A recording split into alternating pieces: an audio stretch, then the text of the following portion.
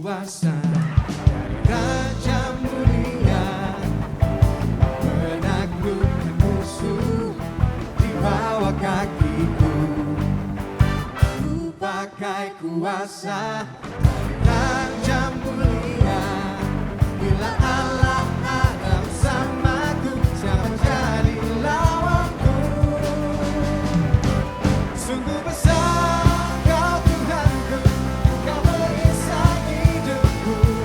Ku berdiri dengan iman, iman dalam Yesus Tuhan. Kau yang memberi kemenangan, ku bersorak merayakan. Terpujilah Kau Raja segala raja.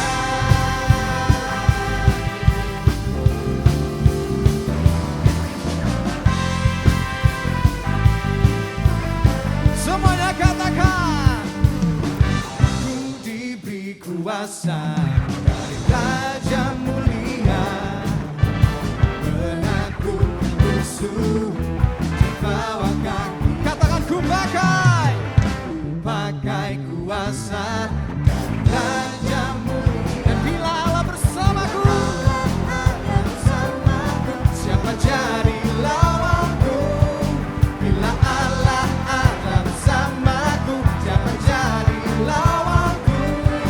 Bila Allah ada bersamaku, siapa jadi lawanku? Sungguh besar Kau Tuhanku, Kau merisai hidupku. Ku berdiri dengan iman, iman dalam Yesus Tuhan. Kau yang memberi kemenangan, ku bersorak merayakan. Terpujilah Kau Raja segala raja.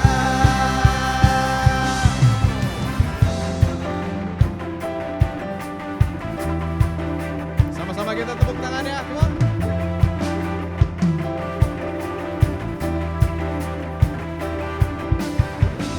Hanya Yesus yang terbaik dalam kehidupan kita, amin. Nah, karena itu kita sama-sama berikan yang terbaik buat Tuhan kita. Berikan nyanyian yang terbaik bagi Tuhan, come on.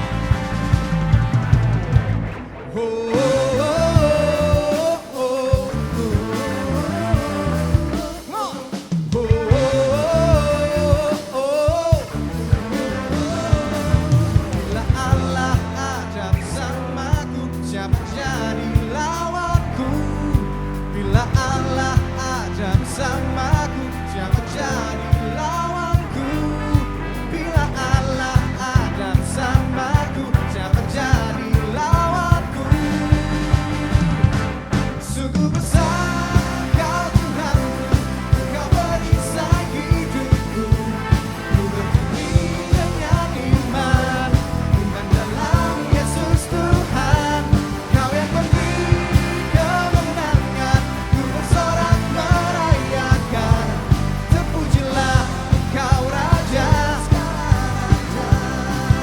Semua, sungguh besar Kau Tuhanku, Engkau merisai hidupku.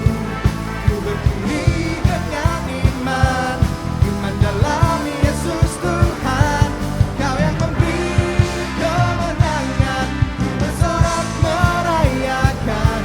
Terpujilah Kau Raja segala. Terpujilah,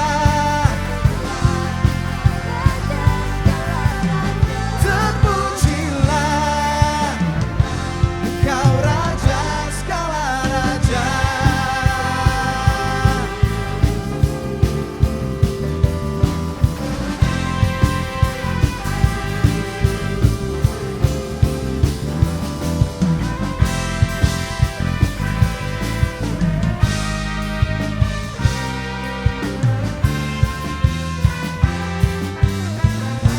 Berikan tepuk tangan yang paling meriah buat Tuhan.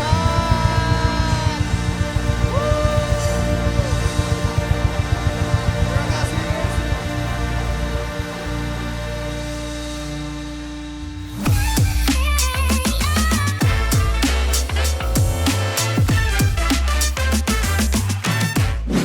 Halo teman-teman mahasiswa, selamat datang di ibadah online khusus mahasiswa Kampus Connection. Apa kabar teman-teman semua? Dimanapun kalian berada, saya harap kalian tetap dalam kondisi yang sehat dan prima ya. Tidak terasa, kita sudah memasuki minggu kedua bulan Maret. Time flies so fast. So, pastikan kita tetap seize the day, memaksimalkan setiap hari yang ada. Hari ini kita akan sama-sama mendengarkan firman Tuhan. Saya yakin Roh Kudus akan bicara spesifik untuk setiap kita, dimanapun kita berada. Sebelum itu, mari sama-sama kita berdoa terlebih dahulu. Tuhan Yesus, kami bersyukur buat penyertaan Tuhan dalam hidup kami. Kami bersyukur kami mengenal Allah seperti Engkau. Hari ini, dimanapun kami berada, kami mau mendengarkan firman-Mu. Kami siapkan hati kami buka telinga kami untuk mendengar setiap firman yang dibagikan. Terima kasih Tuhan Yesus, di dalam nama-Mu kami berdoa dan mengucap syukur. Amin. Ada satu cerita yang menurut saya bisa menggambarkan firman Tuhan hari ini. Satu kali di siang bolong, ada seseorang laki-laki yang baru lulus kuliah dan sedang mencari kerja sedang berada di pinggir jalan. Laki-laki tersebut terlihat sangat sedih, sampai terlihat dari raut wajahnya yang murung. Lalu karena melihat muka laki-laki tersebut yang sangat sedih dan matanya yang berkaca-kaca, seorang pria dengan perawakan agak tua dengan pakaian yang cukup rapi mengais becanya dan menghampiri anak muda tersebut. "Dek, panas gini dibanding jalan, mending naik beca saya yuk. Saya anterin sampai perempatan sana," ajak si tukang beca. "Wah, tukang beca sekarang rapi banget ya pakaiannya," dalam hati anak muda tersebut. "Kebetulan rumah saya di seberang perempatan sana, Pak, di gang sebelah gedung yang ada banyak becanya. Tapi uang saya cuma 2.000 lagi, nggak cukup untuk bayar Bapak." Lalu kata bapak tersebut, "Udah nggak apa-apa, buat kamu yang sedang terlihat sedih, gratis."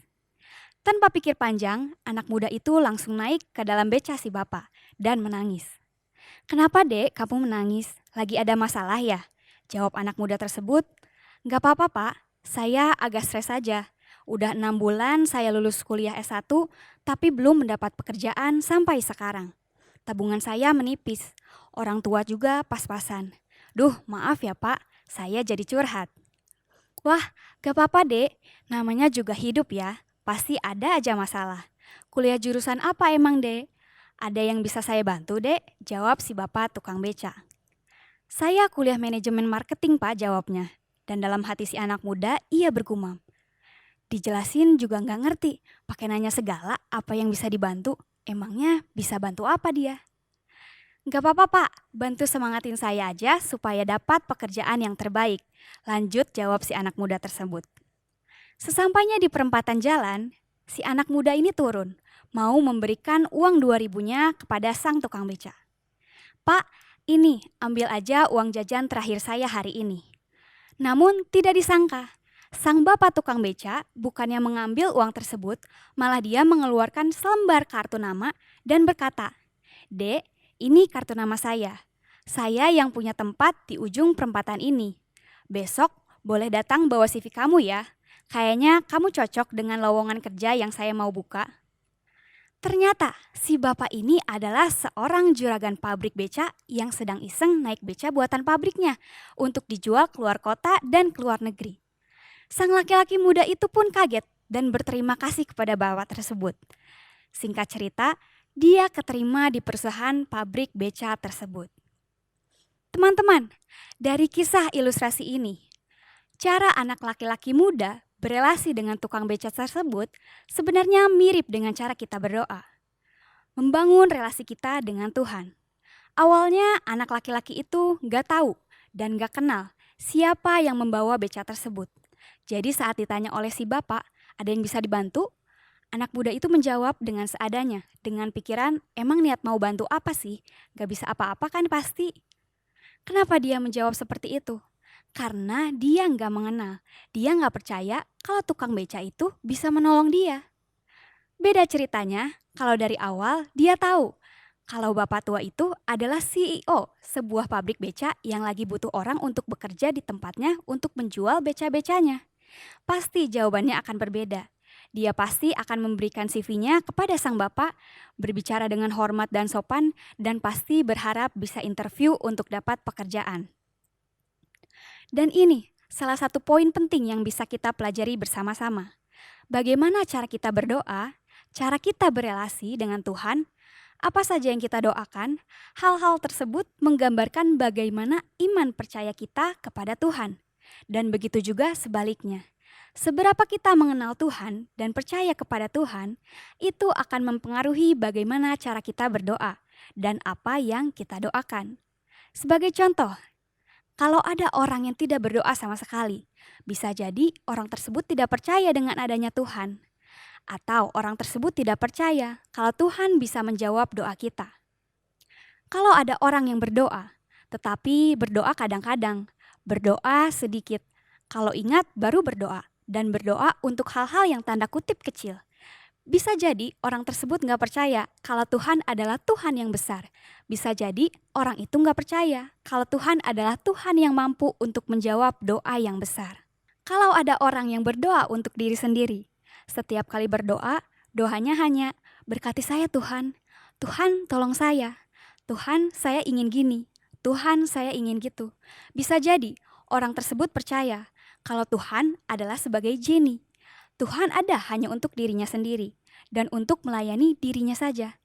Dan kalau ada orang yang punya prinsip, kalau Tuhan gak jawab doa saya sesuai dengan yang saya inginkan, berarti Tuhan gak ada. Ya bisa jadi orang tersebut hanya percaya Tuhan kalau apa yang dia inginkan tercapai di dunia ini. Sekali lagi saya katakan, bagaimana kita berdoa, apa yang kita doakan akan menggambarkan seberapa beriman kita kepada Tuhan. What you pray for, reflect your faith to God. Faktanya, berbicara tentang bagaimana seharusnya kita berdoa, pengertian kita tentang doa menggambarkan seberapa iman percaya kita kepada Tuhan. Terkadang dalam hidup ini, saat kita menjalani hidup, ada satu momen kita merasa kesulitan. Ada satu momen di mana kita merasa kita punya masalah. Kita pasti mencari jalan keluar untuk masalah tersebut. Kita putar otak kita pikirin gimana ya caranya biar masalah ini selesai. Sampai kita stuck, kita nggak nemu nih jalan keluar, barulah kita bilang, well, yang bisa kita lakukan sekarang hanya apa? Berdoa. Yang pernah mengalami boleh angguk-angguk dimanapun kalian berada. So, kalau berdoa menjadi salah satu cara untuk kita menghadapi segala sesuatu, yaitu menggambarkan tingkat kepercayaan kita kepada Tuhan. So, bisa jadi kita lebih percaya sama diri kita sendiri dibandingkan kita percaya sama Tuhan. Jadi seolah-olah kalau kita menjadikan doa adalah senjata terakhir yang kita keluarkan, ya bisa dikatakan kita sedang menjadikan Tuhan sebagai plan B, rencana cadangan kita. Dan saya mau katakan, tidak seharusnya kita berbuat demikian. Beberapa waktu ke depan, saya mau mengajak kita semua, coba kita ambil catatan kita, boleh mengambil kertas, mengambil handphone, lalu buka notes. Coba tuliskan, selama 1 minggu kemarin, apa saja yang kita doakan. Apa yang kita sebutkan dalam doa-doa kita kepada Tuhan dalam 1 minggu lalu? Coba silahkan tuliskan.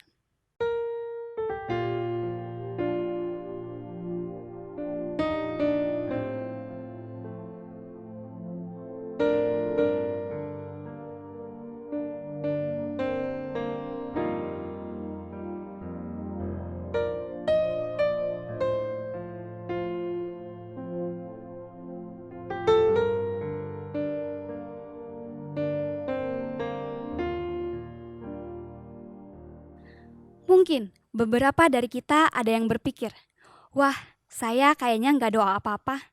Well, itu cukup menggambarkan bagaimana dirimu percaya sama Tuhan. Ada juga mungkin yang berpikir, wah lupa saya berdoa untuk apa ya? Oke, lalu ada juga yang mungkin berpikir, oh saya doa untuk A, B, C, dan D, dan lain-lain. Ternyata banyak ya yang saya doakan. Ada juga yang ternyata berdoa, oh saya kayaknya doa makan, doa tidur, doa mau kuliah. Oke, apa yang kita doakan akan menggambarkan bagaimana iman kita kepada Tuhan. Siapa di antara kita yang percaya kalau kita diciptakan untuk membawa dampak dimanapun kita ditempatkan? Siapa yang percaya kalau kita diciptakan untuk jadi terang dan garam bagi dunia ini? Oke, saya yakin kita semua percaya ya, karena Tuhan berfirman demikian. So, coba bayangkan dan pikirkan, kalau misalnya Tuhan menjawab semua doa kita, contoh yang kita doakan di minggu ini aja. apakah akan membawa perubahan pada dunia? Apakah akan membawa dampak untuk sekitar kita? Katakanlah kita berdoa supaya nilai ujian kita bagus. Tuhan kabulkan nilai ujian kita bagus. Dan lalu apa dampaknya bagi dunia ini? Apakah akan berubah? Lalu, jika kita berdoa untuk dapat jodoh yang terbaik dari Tuhan sekarang juga, dan Tuhan kabulkan tiba-tiba Tuhan ketemuin kita dengan jodoh kita lalu kita menikah, dan doa kita Tuhan jawab, apakah dunia ini akan berubah? Saya tidak bilang berarti salah ya doa meminta seperti itu. No, tidak salah. Saya nggak bilang doa untuk pribadi adalah salah. Justru itu juga perlu. Karena kita percaya Dia adalah Bapa yang mau mendengarkan setiap kerinduan hati kita. Namun yang saya maksud di sini adalah, mari kita belajar untuk berdoa dengan berani. Pray some very bold prayers. Berdoa untuk hal-hal besar. Berdoa untuk orang lain. Dan hal-hal yang Tuhan taruhkan dalam hati kita untuk kita doakan. Kita percaya Tuhan gak ciptakan kita hanya untuk memikirkan diri sendiri, betul? Belajar berdoa untuk negara kita. Belajar berdoa untuk setiap orang yang masih terbelakang. Berdoa untuk perdamaian dunia. Berdoa untuk segala hal dengan berani. Kita percaya kalau Tuhan adalah Tuhan yang besar. Kita percaya kalau Dia adalah Tuhan yang bisa dengan mudahnya membuat orang buta melihat, yang tuli mendengar, dan yang lumpuh berjalan. Amin. Tuhan kita adalah Tuhan atas segala kemustahilan. Tiada yang mustahil bagi Tuhan kita Yesus Kristus. Amin teman-teman. So, pray some big prayers. Pray some bold prayers. Gimana caranya supaya kita bisa berdoa dengan berani? Yang pertama yang bisa kita lakukan adalah paham bahwa berdoa adalah kehendak Allah. Dalam 1 Tesalonika 5 ayat 17-18 berkata, tetaplah berdoa, ucapkanlah syukur dalam segala hal, sebab itulah yang dikehendaki Allah di dalam Kristus Yesus bagi kamu. Berdoa adalah kehendak Allah. Doa bukanlah hanya sekedar ritual keagamaan yang menunjukkan apa agama kita, kepada siapa kita menyembah, dan sebagainya. Doa juga bukanlah alat untuk kita meminta apa yang kita inginkan, dan lalu Tuhan kabulkan begitu saja. Terlebih dari itu, doa bicara tentang membangun relasi kita dengan Tuhan. Doa adalah komunikasi kita dengan Tuhan. Doa membawa kita mengenal siapa Allah yang kita sembah. Guys, yang namanya komunikasi pasti dua arah atau lebih. Buat teman-teman yang mengambil jurusan kuliah ilmu komunikasi, pasti mengerti tentang komunikasi dan tools untuk berkomunikasi. So, doa adalah komunikasi. Ada kalanya kita bicara, Tuhan mendengar. Ada juga kalanya Tuhan yang berbicara dan kita harus belajar untuk mendengarkan. Bagaimana caranya kita bilang kita percaya Tuhan Yesus, kita Kristen, kita murid Kristus, tapi kita nggak pernah berdoa? Itu sama saja seperti kalau kamu punya orang yang kamu katakan sebagai teman dekat, bestie, tapi kamu nggak pernah ngobrol sama orang tersebut. Kamu nggak pernah cerita, nggak tahu kehidupannya seperti apa, nggak pernah spend time bareng sama orang tersebut. Itu sama aja bohong. Gimana caranya bilang dia teman dekat kamu, tapi nggak ada komunikasi yang terbentuk? Dan gimana caranya kamu bilang Tuhan Yesus adalah Tuhanmu, tapi kamu nggak pernah berdoa? Tetaplah berdoa. Boleh tepuk pundak sendiri dan katakan, tetaplah berdoa. So, maka dari itu, the next step yang bisa kita lakukan selanjutnya adalah membangun kehidupan doa pribadi secara intensional. Kalau kita mau bilang seseorang adalah teman dekat kita, best friend kita pasti sangat sering berkomunikasi dengan dia. Kita pasti dengan sengaja membangun relasi kita dengan orang tersebut. Chattingan setiap hari, kalau ke kampus ketemu main bareng, weekend juga janjian main bareng, orang tua kamu sampai tahu bahwa kamu pasti pergi dengan sahabatmu, kamu kenalin dia ke dalam keluargamu, nginep bareng di rumahmu, pokoknya pasti ada relasi yang dibangun dengan sangat intens dan mendalam ya. Dengan adanya hubungan yang dibangun secara intens atau disengaja itu, barulah kita bisa tahu, oh kita cocok sama best friend kita. Kita tahu ulang tahunnya kapan, kita tahu makanan kesukaannya, kita seneng kalau dia seneng, kita sedih kalau dia sedih. Kita tahu apa yang jadi ketakutan dia dalam hidupnya. Dia tahu kita, dia sangat mengenal kita, Dan sebaliknya, kita mengenal Dia juga lebih daripada teman biasa. Doa adalah salah satu cara untuk kita membangun relasi sama Tuhan. So, harus dibangun secara intensional. Artinya apa? Dibangun dengan cara disengaja. Doa bukan hanya kalau mood kita lagi bagus. Doa bukan hanya kalau kita lagi butuh Tuhan. Doa bukan hanya kalau kita kepepet. Dan doa bukan hanya kalau kita ingat saja. Tetapi doa senantiasa. Selalu berdoa. Coba, kalau kamu dicari sama teman kamu. Kalau ada teman yang datang ke kamu pas butuhnya aja. Gimana rasanya? Coba, kalau ada orang yang udah lama gak ketemu, terus dia tiba-tiba chat kamu.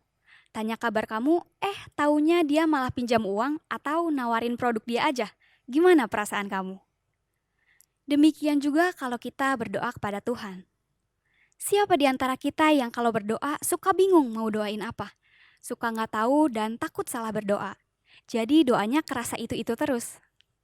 Kalau dianalogikan, itu sama seperti kalau kita baru kenal sama seseorang dan kita nggak tahu apa-apa tentang orang tersebut.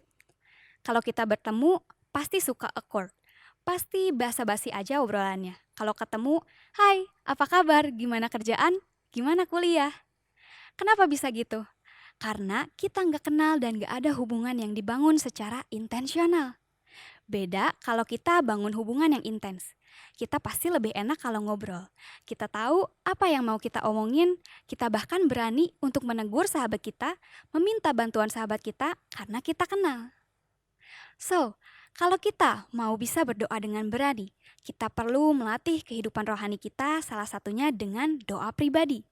Kita membangun hubungan dengan Tuhan yang menciptakan kita dengan sengaja. Jadi kita tahu apa yang mau kita obrolin sama Tuhan. Kita bisa peka sama apa yang Tuhan mau kita doakan. Kita tahu kehendak Tuhan dalam hidup kita. Sebab Tuhan Yesus sendiri pun mengajarkan kita untuk berdoa. Dalam Matius 6 ayat 5-14 dan Lukas 11 ayat 1-13 tentang doa Bapa kami, kita bisa melihat bagaimana Yesus berdoa. Bukan hanya berdoa kalau lagi mood, kalau lagi happy, kalau ada maunya. Doa bukan hanya meminta, bukan hanya mengeluh, tetapi juga menyerahkan kehidupan ini supaya kehendaknya yang jadi. Lalu, langkah selanjutnya yang menjadi poin terakhir hari ini yang bisa kita lakukan supaya kita bisa berdoa dengan berani. Setelah kita paham kalau doa adalah kehendak Allah sendiri dan kita melatih kehidupan doa pribadi kita dengan intensional. Langkah selanjutnya adalah berdoa bersama-sama teman seiman. Kita lihat di Kisah Para Rasul 4. Di pasal ini dituliskan kisah dari Petrus dan Yohanes di hadapan mahkamah agama. Mereka ditangkap karena mereka melakukan banyak mujizat dalam nama Tuhan Yesus. Lalu mereka dilepaskan.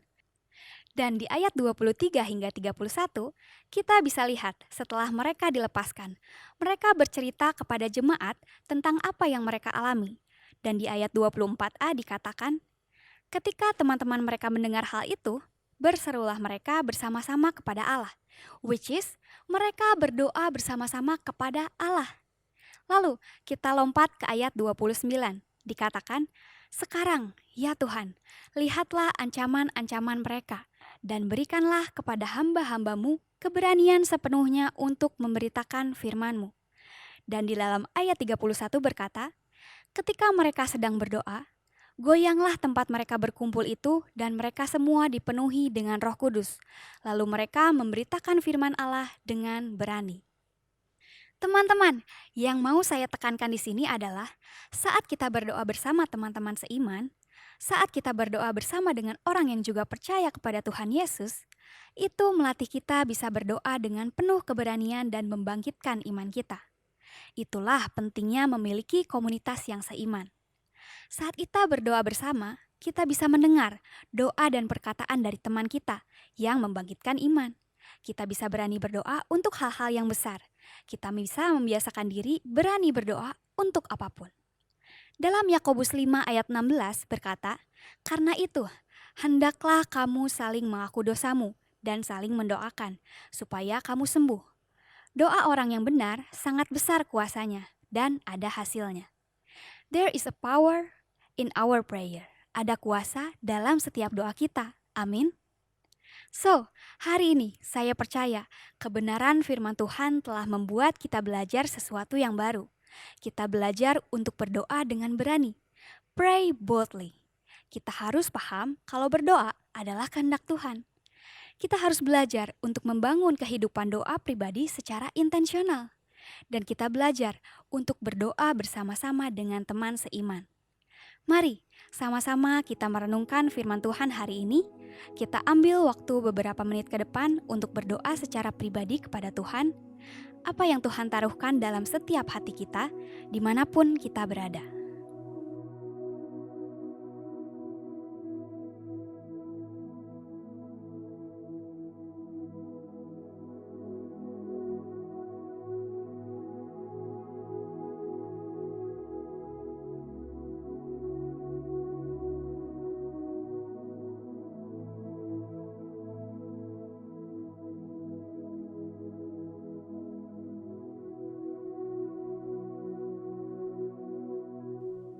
Mari sama-sama kita berdoa. Tuhan Yesus, kami mengucap syukur untuk firman Tuhan yang baru saja kami dengar. Ajar kami agar kami dapat menjadi pelaku firman-Mu dalam keseharian kami. Tuhan Yesus, kami mau belajar untuk bisa berdoa dengan iman yang kuat dan berani. Ajar kami agar bisa berdoa sesuai kehendak Tuhan dan membangun kehidupan doa pribadi secara intensional. Dan hari ini juga hamba-Mu mau melepaskan berkat bagi teman-temanku dimanapun mereka berada, agar ada sukacita, berkat, hikmat, dan damai sejahtera yang dicurahkan dalam kehidupan-Mu. Tuhan yang memberkati keluarga-Mu agar ada relasi yang semakin dikuatkan di dalam Tuhan. Tuhan memberkati-Mu secara finansial agar apa yang kamu perlukan Tuhan yang sediakan. Tuhan yang memberkati perkuliahan dan pekerjaan-Mu agar segala apapun yang kamu kerjakan dibuatnya berhasil. Hanya di dalam nama Tuhan Yesus Kristus kami berdoa. Amin. Teman-teman, hari ini kita tahu kalau bagaimana cara kita berdoa, apa saja yang kita doakan, menggambarkan bagaimana iman percaya kita kepada Tuhan. So, pray boldly. Bagi teman-teman yang memerlukan dukungan doa ataupun konseling lebih lanjut, silahkan scan QR Code yang ada di layar. Ada para pendoa dan konselor yang siap membantu teman-teman sekalian. Sampai jumpa di lain kesempatan. Tuhan Yesus memberkati.